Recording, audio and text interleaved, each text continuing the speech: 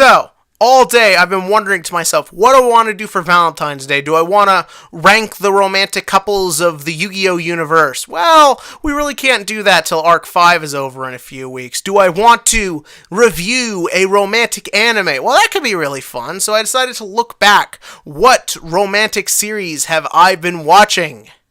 Almost nothing! So, I decided what's a really fun, sort of romantic thing I can review, and then when going through my backlog, I remembered a fun little series I watched a while back, The Fruits of Glyceria, The Labyrinth of Glyceria, and The Flowers of Glyceria. That's right, people. One series that decided to give itself 3 different titles. What does Glyceria mean? I don't know. I don't care. It's never brought up in the series. Hell, there's barely even any fruit, flowers, or a labyrinth. But you know what? I wanted to talk about this series, and I've been wanting to do this review for a while. But I never really could find the right time or find a way to articulate what I wanted to say. Till now, where after already taking a couple shots of vodka, I've decided, screw it, we're going right into it. So first up, let's start off with the plot of this series. So Fruits of Glyceria follows Yuji Kazuma, a young man who is now in high school for the first time in his life. Crazy, I know, an anime that takes place in high school. But he's not going to no ordinary school. He is going to a school that has 5 other students and only 1 teacher. That's right, he is in a school with 5 beautiful young women and 1 smoking hot teacher, which sounds insanely cliche and stupid and ecchi-like. And you know what? This is a harem ecchi. Make no mistake, people, I'm talking about a show that belongs to my most hated, loathed genre. For those of you who don't know, I have a long hatred of ecchis and harems, not necessarily because I'm against fan service or against big complicated romantic plots. It's just the fact that they're usually lazy and they just repeat the same cliches over and over again. This series, what makes it great, though, is that it is fully aware of this and takes advantage of this. It makes fun of the fact that it's one guy in a school with 5 pretty girls multiple times.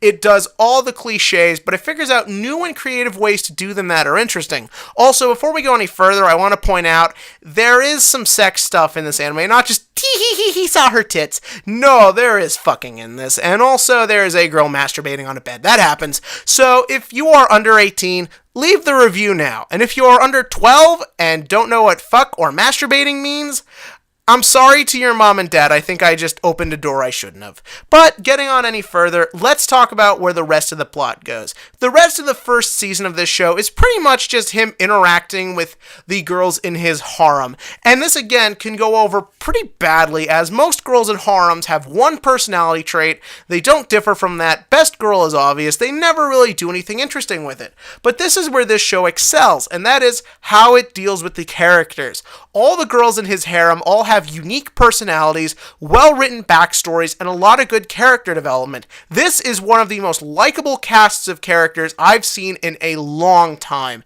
Everyone has such a well-developed personality. I always judge shows by, if I just lived in this universe, would I just want to hang out like at Buffalo Wild Wings with these characters? I would love to be with any of these people, and I'm not just talking sexually. I genuinely mean it. I enjoyed everyone. There's best girl Yumiko, who actually hates Yuji at first, and she's got a very outrageous backstory that the show's not afraid to have a lot of fun with. You have Amane, who is just kind of the older sister type, but they do such a good job with her backstory, you almost want a whole show dedicated to her. There is my personal favorite, Michiru, a obvious-looking tsundere who wants you to think she's a tsundere. It's such a genius little character idea, and the show takes full advantage of that, so she was my favorite. There's also Makina. I'm not gonna lie, she's kind of the one I liked the least, just because I thought she was a little annoying, but even she's got a really cool, fun little story arc about her. Then there's Sachi. I'm not gonna lie, she's the other one I wasn't too crazy about, just because, I don't know, I don't even know where to go with that. But from there, it is basically just he gets to know them, and you never really get to know him, which brings me to an interesting character point. People who have played the visual novel this is based off of and really love this anime actually say that they don't like him in the first half. He's a very dark, stoic, one-dimensional. He's very deadpan. He's always got one expression on his face. You could easily see this character being annoying and forgettable. But you know what? I actually love him in the first half of this. I actually don't even really care about him in the second half, but that's not a bad thing. We'll get into that in a minute. But I actually think he's really funny in the first half, because, you see, deadpan characters don't always have to be these one-dimensional, miserable, feel for my sad backstory type characters. No, you can have them be fun and entertaining. But to do that, you have to really sort of figure out how they should interact with everyone. And a lot of emphasis has been put on how he should deal with everyone. It is hilarious when you see this overly serious, overly stuck up, deadpan guy deal with what is, to us, everyday silliness. There's a bit with a cat in, like, episode 3 in this that had me laughing, like, so hard. And again, it's a show that's not afraid to explore both drama and comedy. And because the show doesn't ever bombard you with one overly more than the other, when the heavy drama happens, even if it's not very realistic, you still kind of buy it because you've been given time to get to know and get to like everyone through everything. So the first season's really good. It's pretty much just everyone's story arcs culminating in kind of a big season 1 cliffhanger. And then we actually move on to a OVA film they did called The Labyrinth of Gryzeria, which is all just Yuji's backstory. You learn where he came from, you learn about his tragic past, all that generic stuff. But again, you like the character by this point, and the backstory is really well presented, and it's really dark, and you believe it. And one thing I love about Yuji that they do with this character is that his backstory, when you think about it, is pretty outlandish.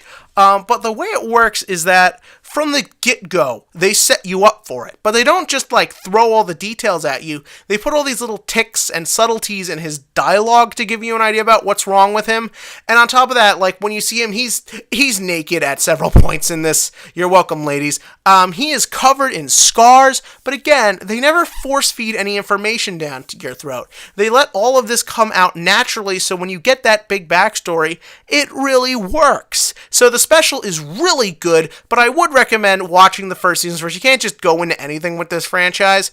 As for the second season, The Flowers of Gryzeria, Yuji takes a back seat, and the girls are actually the focus as they go on this mission to help him and help the world. Like, it's really cool, because again, you like everyone. Yeah, it gets a little over the top and outlandish, but that's kind of why the show is lovable, because it sets you up perfectly for it. You are on board on this crazy adventure they have to go on. You like everyone involved. It's a really good, well-written show. Also, it gives what is probably one of my favorite anime villains ever, Harry Oslo. I won't spoil anything with him because you gotta see it for yourself with this guy, but he is a great villain. He doesn't even get a ton of screen time, but you don't care. You will hate this guy's guts a lot, and it is just a great part of the series. So all in all, I'd say this is a really solid show. Are there any problems?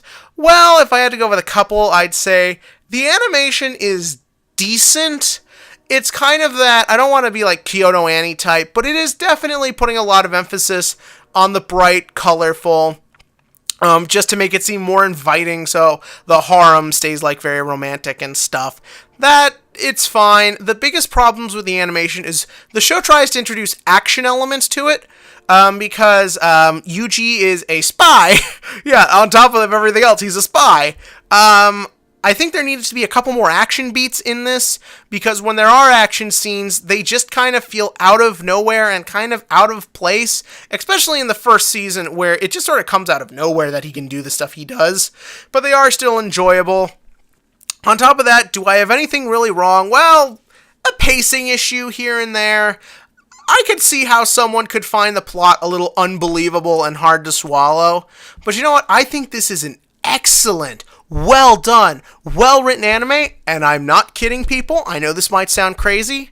This would be on my list of like favorite anime of all time. I know this sounds insane, but I loved this series that much. Just all the elements and how they're all brought together just felt excellent for me. I'm not saying it's like number 1. I'm not saying it's in the top 5. Maybe it wouldn't even crack top 10. But somewhere up there is the Gryzeria series.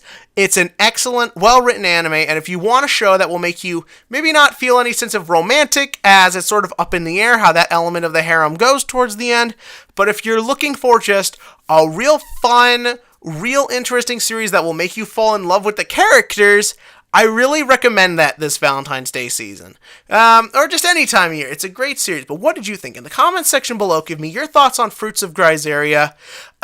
Did you ever play the game? Did you watch the anime? Do you share my sentiment?